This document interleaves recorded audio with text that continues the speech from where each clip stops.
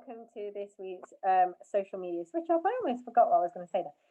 This social media switch off. I'm with the lovely, beautiful Lesley Wells, and Lesley has been our collective member of the week. Now, obviously, we're not doing it live this week in the hub, and the reason why we've not done it live this week in the hub is because I'm having a few issues with StreamYard, and for some reason my camera isn't working. It's just a black screen. So if you know how I can fix this, then let me know.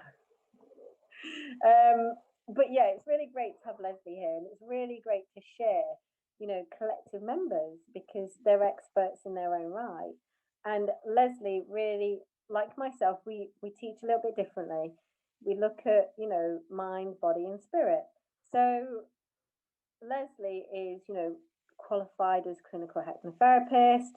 She's done so much amazing work in what she does. She's helped people through so many things, through with their body, with their, with their smoking, with their diet, and whatever it is that they need. So, Lesley, welcome. Thank you. It's great to be here. Thank you, Trina. And it's always a pleasure to be Collective Member of the Week in the Hub, and just to share some insights and ideas, thoughts with people. And some of the responses that have come back have been very interesting, and some nice discussions have come off the back of them as well. So thank you. Thank you for everyone that's taken part. Thank you. And that's the most beautiful thing about, having collective members come in, because, I always say, there's nearly 8 billion people out there in the world, and we can't reach everyone, and not everyone's going to hear our message, and it's amazing that if someone can get help some way, that's what really, really matters. That's what truly matters, that they resonate with people.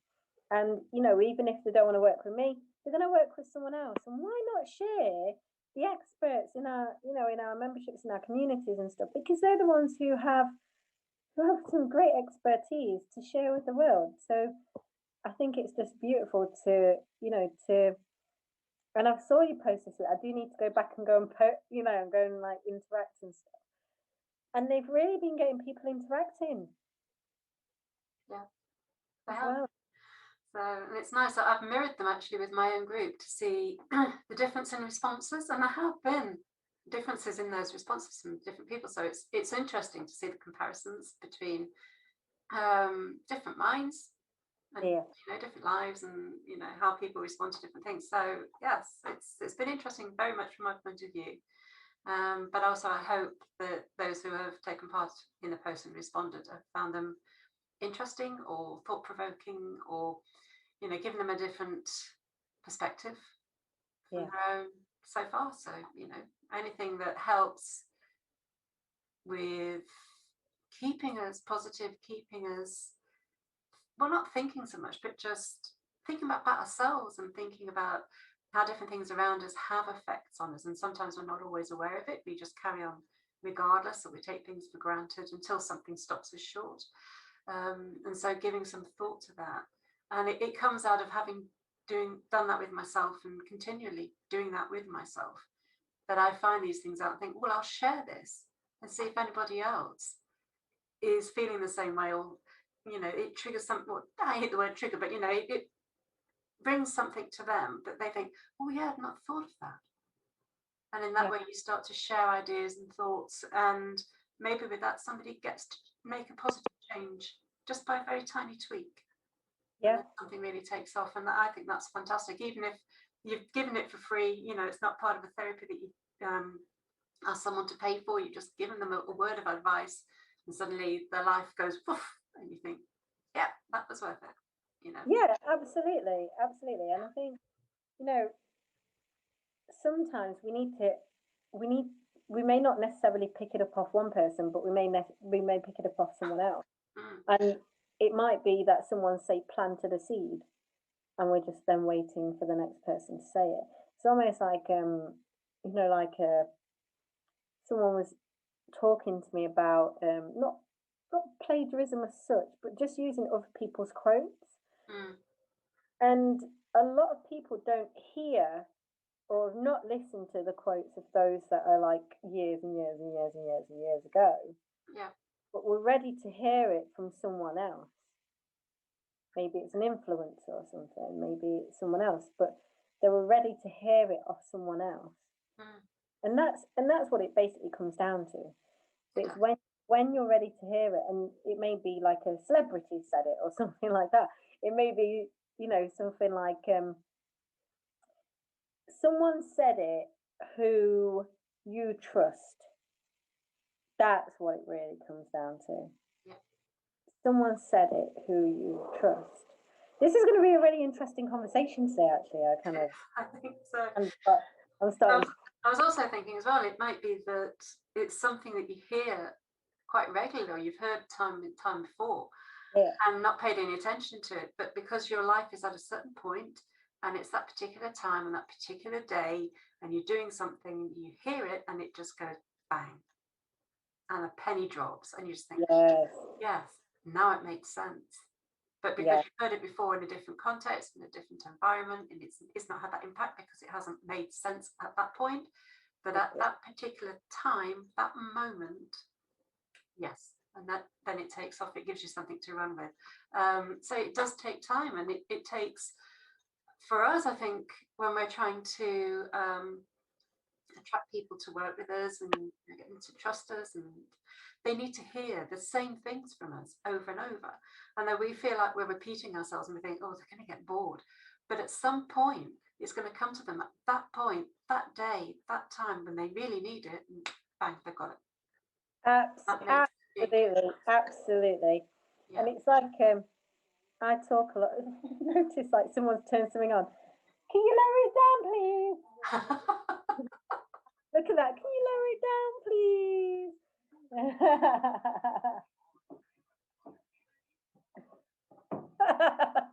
This is what it's like working from home and stuff. Sharing the home. It wasn't like that. Can you turn it down now? That type of thing. Should have done that actually. But you're so right, and I talk a lot about, triggering and the physiology of triggering and what happens when we do go through that. And we had a really interesting conversation just before we came on here. And I was talking about the health industry and we can have those feelings towards the health industry, but really what's going on is that there's a triggering in us as an individual. So and this sometimes is a really difficult conversation to have, but you know what, let's just have it. I've had an eating disorder before, and I've really struggled in terms of like taking laxatives and things like that, and then obviously going to the point of like, binging and then so on. And I've also been in a position where I starved myself as well. But I can now identify and I can see that when I used to look at the health industry, I used to hate it. And went, oh my God, how can they say that? And get really cross with it. Not realizing what was triggered in me was a memory. And the memory that I couldn't kind of shift. And the memory would kept triggering the don't trust them, don't look at them, don't talk to them. And put up like a whole, and it's everyone else's fault.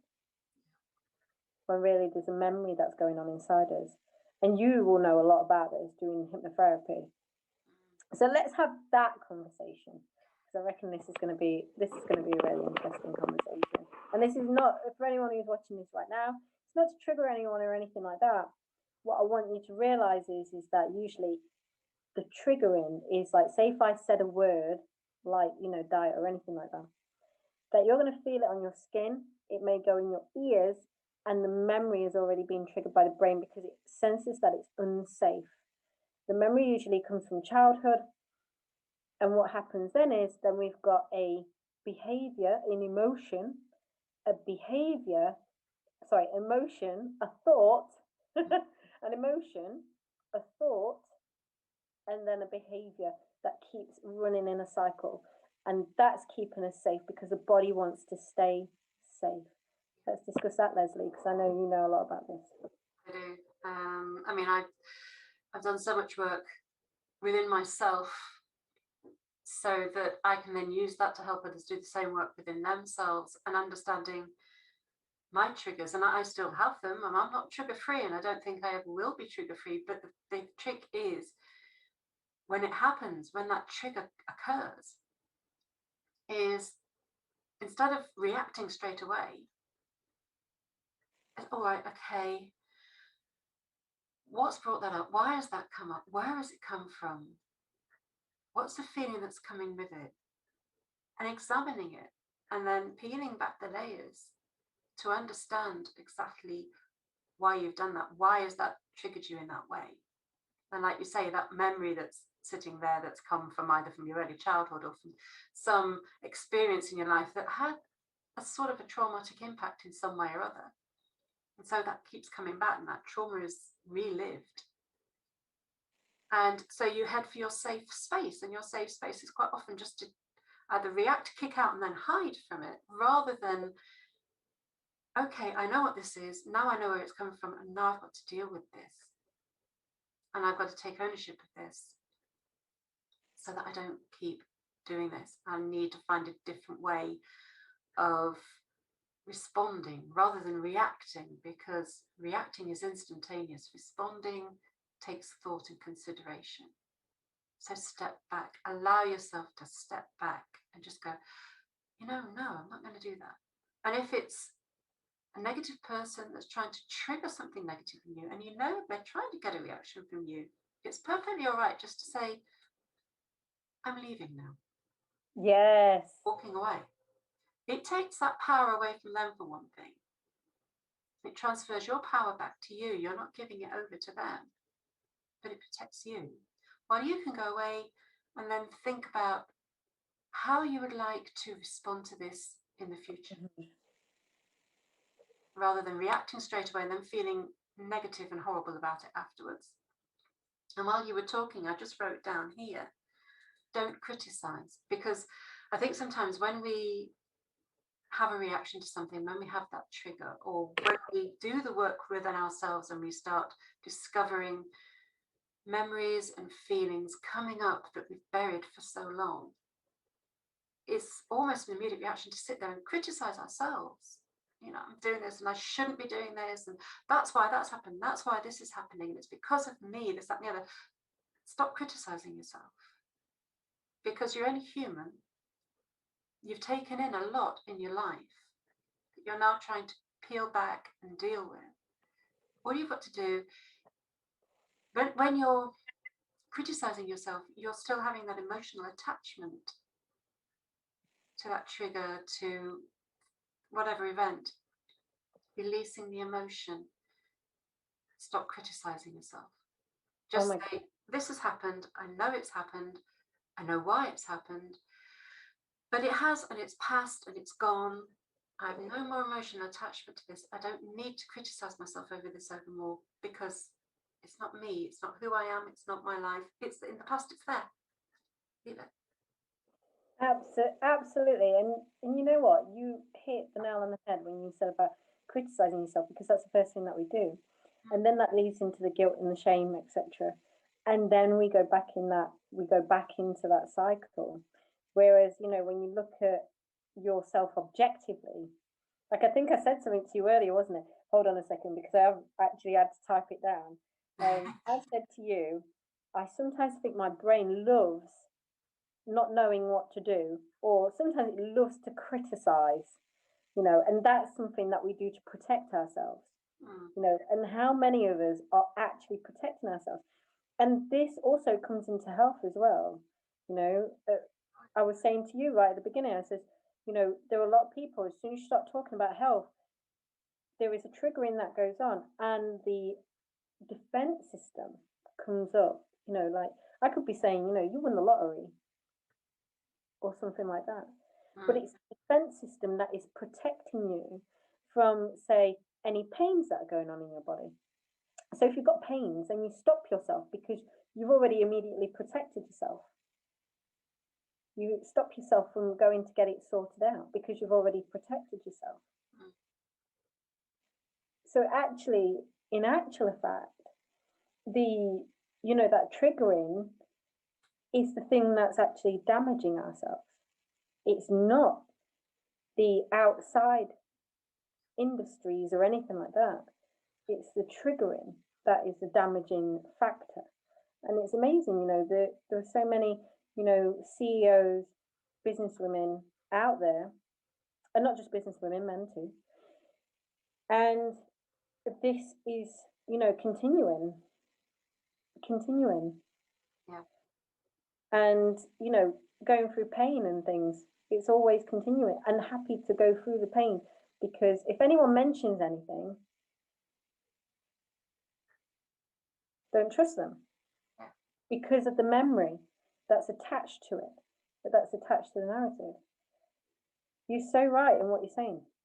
That's right. I think as well, when I speak to people about there is a path through depression, you can come out of it, there is a way of doing it. I have to be quite aware as well that I can be triggering in them that thought of, you're criticizing me. Yeah. You know, it's not my fault I've got depression. And you're judging me, which I'm not. I'm not judging, because I know depression is a reality, and I know that that reality comes from a whole range of different causes, and they're different for different people. But I also know that it is possible then to work through all of that and to put it in the past where it belongs, so that then you can embrace a much happier future for yourself when you've replaced all of those negative things with the positive things that serve you, and understanding where they've come from, why they're there, and the fact that sometimes these things are put there by people who have had our best interests at heart and loved us deeply, and not realized what they've done because it's happened to them, and that no one's ever questioned it. There's no judgment, there's no guilt, there's no criticism here. It's me saying, I know how you can do this. Yeah. But it's whether or not you are ready to live without that toxic comfort blanket. Absolutely. And it's like saying you have the power to change it. You have every single bit of power within you to change this, because it's someone else's. It was never yours. And then, you know, we take it on as our own. You know, I know that you and I are not immune to this stuff, are we? No. We're not immune to it. It's just that we start to recognize it for what it is. You know, like when we were chatting before, and I was telling you about, you know, about the dogs and stuff, and people turning up at my door just a few days after like giving birth, and I've been in intensive care and stuff, and I said, you know, that is a memory, it's a trigger memory, that when something happens in this area, that is the thing that comes up. And when, you know, talking online, that's the thing, the feeling of being attacked by other people. And my daughter actually came out of the bedroom and went, I told you were triggered. I told you. because the immediate reaction is to get really either frustrated, flustered, angry. And I know I'm not talking about positive feelings here, and I do talk a lot about positive and raising your vibration and stuff. And so do you. But sometimes we have to know that these are just feelings, and that these feelings are perfectly valid feelings. Because the more that we ignore, oh, I don't get angry, or I don't, you know, and all that kind of stuff, when sometimes we are angry deep down, that's then resentment, that it's okay to say, you know what, I actually feel that way. Because you're actually taking an emotion that's up here, isn't it? And then you're going to go in, I'm not giving you the energy that you want from me. I'm going to bring you that down here, right? Because, you know, that's just the way I'm feeling, and that's okay. That's okay. It's like dealing with anger. I mean, I was asked by somebody the other day, do you get angry? And I said, yes, but I don't hang on to it anymore. Because the more you hang on to it, the more you get. So I have that, and then let it go. Yeah. It goes, and then carry on. Because the more you hang on to it, you will get more of the same. And it will stay within you, and then that becomes another little bit of a trigger, and your negativity increases, and then it becomes almost impossible to not be angry at so many different things. You get so many triggers coming at you, and you're just angry all the time. So you've got to just let that anger go. You don't need to carry it around with you. It's dead weight. Let it go, and then move on. It's like clearing your lungs or blowing your nose or something. You're just letting it go, and you don't hang on to that dirty tissue forevermore. You get rid of it. Let go of the anger. Gone. How would you suggest that? Because I know that when I first started hearing about people talking about letting go, surrendering, let go of it, surrender it, right? Like at the time I was like thinking, how do I let go? How do I surrender? I obviously know how to do those things now, but how do you explain letting go of something to someone who has had, years and years, and because it's, the brain is trained to keep itself safe for years and years and years. So there's a level of fear, and it's going around years and years and years. So we're always seeking happiness, but we're unable to let go of that fear and the anger and stuff, unable to let go of those things. What would you say to those people? Because obviously they've got some really great businesses and stuff, and they maybe had some really heavy stuff happen to them through their businesses. Maybe friends leaving the business, maybe someone doing them over, something, because we have to talk about this is real life. So what about those people? How do they make it more positive and learn to let go as a practice? I think the first thing you have to do, and it's essential, and it's one of the most difficult things for a lot of people to do, is trust yourself. And trust your feelings, and become accustomed to them and know why they're there, where they've come from. And with that understanding comes that that's okay. I know, but I don't need to hang on to it. I know I get these feelings. It's okay to let them go. That it's all right to let go, because you're not going to fall down. You're not going to stop living. You'll feel a lot lighter. It'll be like shedding a backpack full of heavy rocks. And you will be a lot more positive and see the world in a better way. But you have to first trust yourself and understand that all of this has to come from within. So you can't keep looking out there for the solution. And if you keep trusting on external things to bring that solution, it never will. Yeah. It will just give you momentary relief,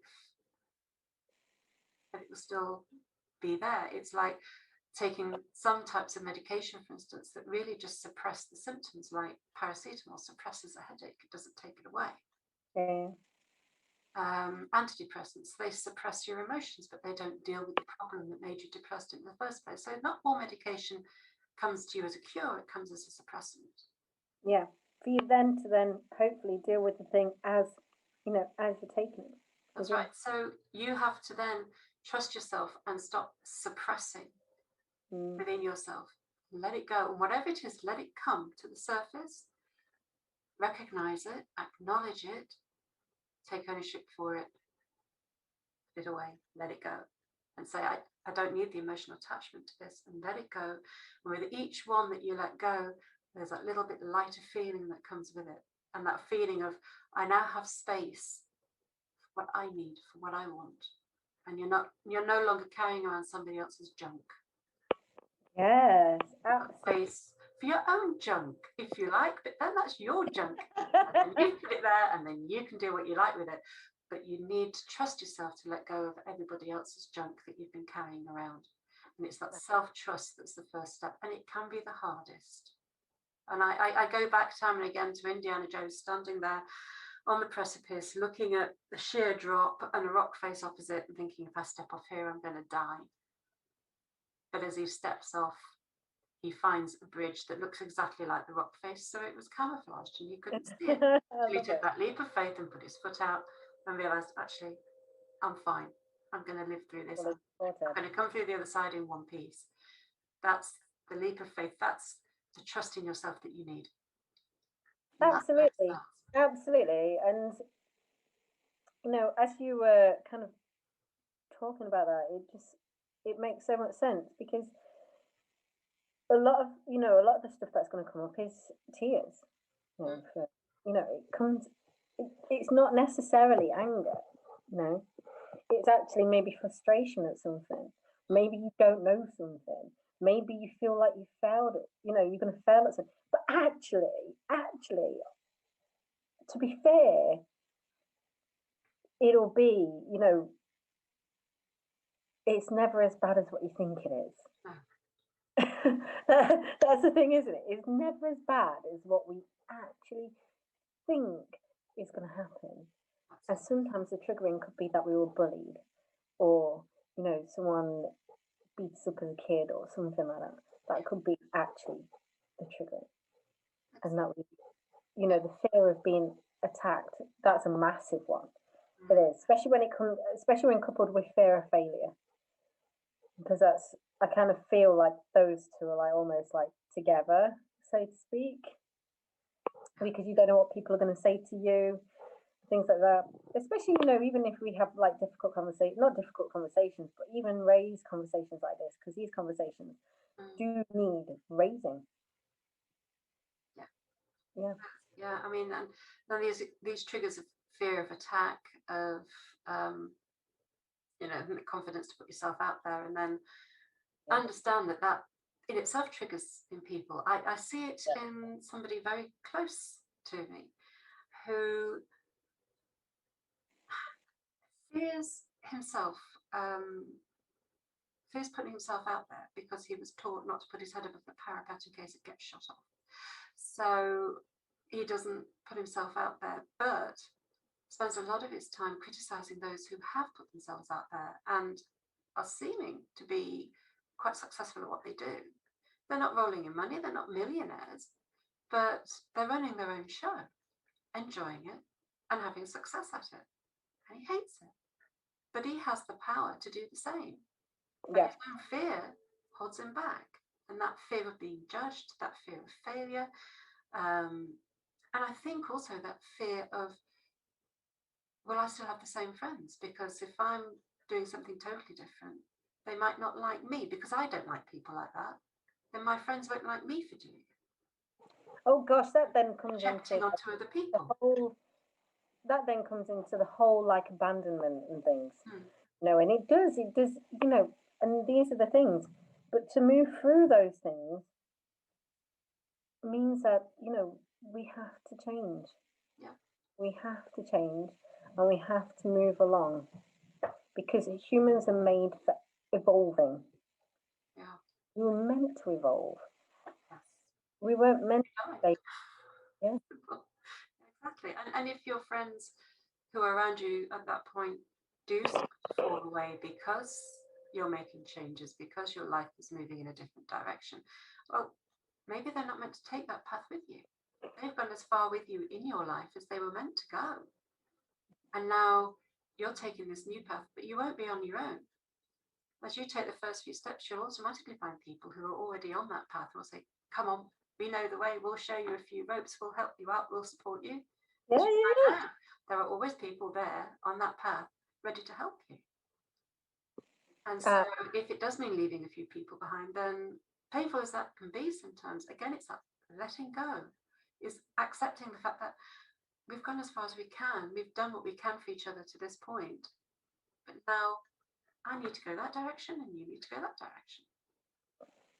And if you are meant to come back together at some point in the future, then your paths will cross, but otherwise you will just embrace your lives as you're meant to.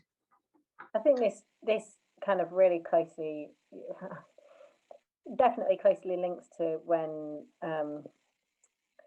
when people look at giving up things like alcohol. Even though they know, I've been through that position where you know that it's not working for you anymore.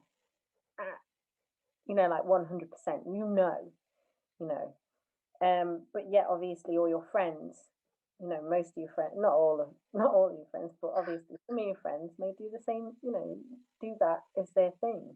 Mm. And it's almost like that tribal thing. It is generational, it's that tribal thing, you know, because people did used to get killed. And that is the thought process that's kind of like literally come down the ranks to us. Don't step outside your station. Yeah, yeah, yeah. So, you know, if you give it, you know, I think when I went through that process, it was like, oh my God, I'm going to be boring. I was never boring anyway. So, you know, I was running like, you know, for me, I was running like classes and things like that. So I wasn't even boring. No. But I know, and I can truly identify with, you are going to get some people who are going to go, oh, can't you just have a drink, or can't you just do this? But that's their stuff. Mm. And it's almost like holding you back. Because I know, like, giving up all that made a massive difference for me. And I know that someone's going to watch this and go, oh my God, yeah. And they're gonna resonate so much with what we're talking about right now. And what would you say to, because obviously it then goes back to that letting go, what you mentioned before. You're letting go because you're gonna feel better, get better, do better. You will get to where you need to go, because if you try to drag along with you people who aren't meant to be with you, they will hold you back, because that's not where they want to go. That's not their path. Ooh. And you brought to memory just then somebody who used to be a friend and was a friend for over 20 years. We knew each other from college. And I started my bachelor's degree in 2004. And it was part-time, so it took me 6.5 years to complete it. And I got halfway through, and I think I was just having a bit of a chew about one of the modules, and it was one I'd had to take to make up the numbers, but really I could have done without it, sort of thing. And her response was, I don't know why you're bothering. Why don't you just give it up? You know you're not going to complete it anyway. And I thought, well, thank you for your support. But no, I'm completing this because I'm doing this for me. I'm not doing it to compete with anybody. I'm not doing it to wear as a badge of honor to show to people. I'm doing this for me. I started this because I wanted my brain to have some exercise and give it a stretch. And I wanted to study a subject I was interested in. So I did archaeology and history and broadened my knowledge and horizons. And that's when it struck me. I thought, we're not on the same path anymore. And over the next 3 or 4 years after that, we did very much grow apart, to the point where she then tried to influence other people in how they would see me. Fortunately, she tried it with the wrong people who knew me anyway, so I weren't going to listen to her. But that was her attempt to try and bring me back onto her path. And it wasn't working, and it wasn't happening. I haven't spoken to her for 10 years, and frankly, I haven't missed her, but she wasn't meant to be on that path. At that point, we had to separate. It was as simple as that. And that's the thing, you know, those things really do happen, but they happen for a reason. You know, for people to move along their own path. It doesn't mean you can't be friends with people, and if you see each other, you can still be friendly and chat and chew the cud, but you perhaps won't be such a feature of each other's lives anymore. But that's okay. That's quite healthy, and you will be then spending time and exchanging ideas and thoughts with people who are more aligned to you. And you talk about tribes, so you've moved into a different tribe perhaps, which some of your old tribe would find a bit difficult to understand how you could do that. But for your own development, your own evolution, for your own health, sometimes you have to do that. Yeah, it's like that changing of identity that people speak about, changing your identity. And when you change your identity, and the thing is, your identity is meant to change anyway. Yeah. It's not meant to stay the same, because if it did stay the same, we'll all be kids. Your name is just a label that's been given to you ancestrally. So your name is a label. as much as you find a label on a packaging on a product. Your name is just a label. The person underneath, the spirit within, is the identity. Yeah, and the identity is always evolving. The label's just there for somebody else to pick you out. That's all. And always pulling you along. So you'll feel like almost like a kind of, not discontent, but like wanting more. You'll always feel like, you know, not always wanting more, but you'll want more. And you are kind of like almost like kind of getting pulled down, you know, pulled along a path. Yeah. Sometimes, and that path doesn't, you know, is not with some, you know, some people, and that is one of those things. But let's pick this up a bit, because take it down into the depths. And the thing is, right, and I always say this, like, even though you've brought down into the depths a little bit, you have to be picked back up, because if you stay down here, you're going to end up with like depression for a long time, anxiety for a long time, etc. And that's not what it's about. It's about just recognizing what's going on and then bringing yourself back up, finding your inner happy. And, you know, obviously we do talk a lot about positivity. What positive tips can you give to someone when they're letting go of something? Because obviously it's quite tiring. It is, as I know. I've been doing a bit of it this week, and I was absolutely knackered yesterday. So yes, it can be emotionally draining. So just give yourself a little bit of time and a bit of space on your own. Listen to what your body is telling you. So when your body says, you know what, I'm knackered, I need to sleep. Okay, it's 9 o'clock at night, doesn't matter. The time on the clock is not important. Listen to what your body is telling you. If you need to sleep, sleep, because sleep is one of the most powerful medicines that you can have. So surrender to whatever your body is telling you, because what your body is telling you is for your good in your transformation, and trust it, because you're leaning into your spirit, you're leaning into, we were talking earlier on, you were saying about gut and so on, you're leaning into that, all of these instincts within you that are working for your good. And if something comes up and it's words, if it's a narrative, stop. Listen to the narrative, because that's your conscious brain kicking in, saying to the rest of you, I'm feeling neglected here and I want to have my penny's worth. And what that will do is try and pull you back down to where you were. But we were here a minute ago. I want to be here again. You know, no, I know what that narrative is. Okay, night, night. Off you go. And then come back to the moment, come back to you, come back to the moment, and just listen to it, tune into it, and surrender to whatever is coming up within you. Not coming from your conscious brain, not the words, not the narrative, not the voice. It comes from within you, what you feel. And go with that, because that is what is instinctively right for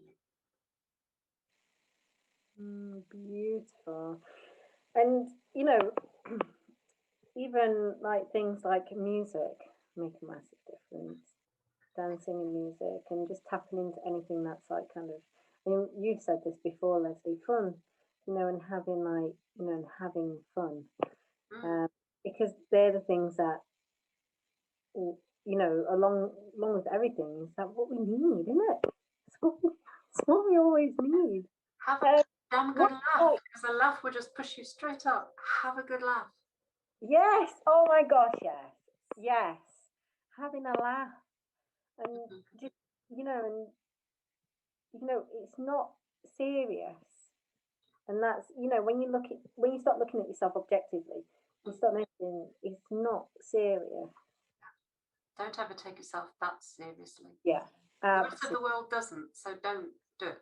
But know your worth, know your value, know what you can share with people, what you can deliver to the world, what you can do. But don't ever take yourself that seriously. Yeah, absolutely. Because you're here for so long, you know, enjoy it, enjoy life, and everything else just will fall into place. And those who will resonate with your message will come to you. And those who don't, won't. But hey, they'll go somewhere else. It's no problem. like Trina said, there's 7.5 to 8 billion people out there. There's enough for us to deal with. You don't need to know everybody. You drive yourself nuts if you tried. So, just be happy with you. Have a good laugh. Never take the world, yourself, or anything so seriously that it stops you from enjoying your life. Brilliant, brilliant. What's it like being in the collective? What's it like being? I love being in the collective because I'm going to say this, and I'm sure ladies in the collective will agree with me, but most of us are absolutely bonkers, to be fair. And I think if you're going to step out there to do your own thing and call your own shots, you're going to be a bit bonkers, to be fair, because you find within you so much more of your own strength and resolve. You discover things about you that you've probably never even realised before. But then when you're in the collective, it's like I say, when you embark on your own path, you discover you're not on your own. There's a path full of people all going the same way as you are, trying to achieve similar things to you that are a little bit further along, so they can give you a bit more support, help, advice, information. And you can share back and forth all sorts of different ideas. And that's what you get within the collective, that wonderful cohesive community of just the support and sometimes just chatting and laughing. You get the Tuesday couple where cracking, we talk about all kinds of things, and it's just great to have an hour where you just blow off the cobwebs. So yeah, it is, I think, a very happy community. It's just, I don't know, about walking into a house party that just feels absolutely fantastic. That's what it feels like to me. It feels so positive. It's great. Yeah. Anyone who wants to come into the collective, when the doors are open next time or whatever, you're invited in. Take it up, because it's one of the best things you can do. Oh, thank you. Where can we find you? You can find me. I have a Facebook group called Your Amazing Life, and it's to help you heal your past and strengthen your spirit so that you can embrace life and up-level your positivity and have a happy life that you deserve. And it's a nice welcoming community. I've never yet seen anyone in my community fall out with each other or have any discussions that are anything other than positive. And it is a very happy, cozy, friendly place to come to. It's a free group, and there's all kinds of hints and tips and thought-provoking posts and things in there to get you to participate and think about yourself a little bit. I have a Facebook page, and there's just me on Facebook. So that's where you can find me most of the time. I'll make sure that we add all your links as well. So if you want to follow Lesley, the links are below this one. Yeah. There they are. all there, depending on where they are in the post. Yeah, and don't forget to subscribe as well. So don't forget to subscribe to the channel. And don't forget, when you subscribe to the channel, is to click the bell, I think it is, so you get notifications every time a video goes out on this channel.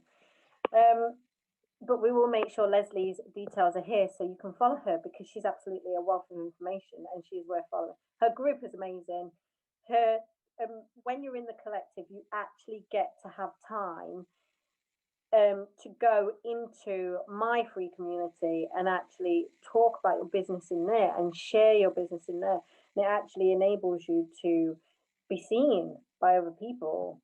And the information that Lesley has posted in our community this week has been absolutely fantastic. So I'm really, really, truly grateful for that information that's posted in there, because it is wonderful. So yeah, thank you so much for being on here today. It's been an absolute pleasure. Thank you. And thank you everyone for watching this today. And hopefully my camera should be working soon. So I'm not like sat. I'm having to like sit elsewhere in my bedroom. We love tech, don't we? At least I've got tech. At least we've done this now. So yeah, thank you very much for joining, and I will have another interview next week, and we will also have some videos uploaded next week to go along. So speak soon. All right, thank you. Bye.